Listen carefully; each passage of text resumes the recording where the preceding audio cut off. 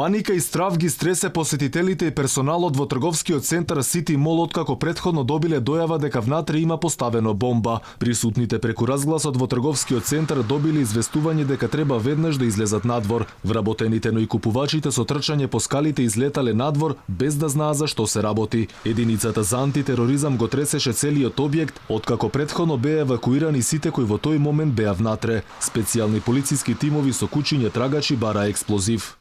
Трговскиот центар Сити Мол денеска неколку часа беше затворен за посетители. Персоналот, но и оние кои биле во него, кога чуле дека има дојава за бомба, веднаш по скалите излетале надвор. Предходно, оние кои биле во трговскиот центар информацијата за поставена бомба ја чуле преку разглас и добиле апел веднаш да излезат надвор од просториите. Мораш да трчаш одозгора. Трча и така. Која била причината, не ви кажа? Не кажа никој. Има нешто вметнато, а што е, не знаем. Само ни кажа да излеземе надвор, тоа беше све. Ја на работа бев таму. И тоа беше све. Не евакуира као наводно нешто бомба, викаат или некој терористички напад нешто. Кај?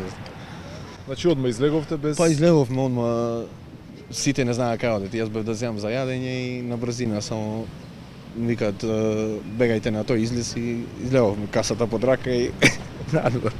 По неколку часовното пребарување полицијата утврди дека станува збор за лажна дојава и дека нема бомба во трговскиот центар Сити Мол. Според полициски извори пратена била СМС порака до обезбедувањето со лажна дојава за поставена бомба во шопинг молот. Вознемирувачки пораки биле упатени до 40 граѓани. Содржината била дека примачот на пораката сторил кривично дело. МВР сега испитува од кој провајдер се испратени и од кого се пишувани ваквите пораки. Инаку трговскиот центар речиси цел ден беше опколен со полициски возила. Надвор од трговскиот имаше и возила од итната медицинска помош, но и од противпожарната единица од Скопје. Стопиран беше и сообраќајот на околните улици. Сега полицијата работи на целосно расчистување на случајот.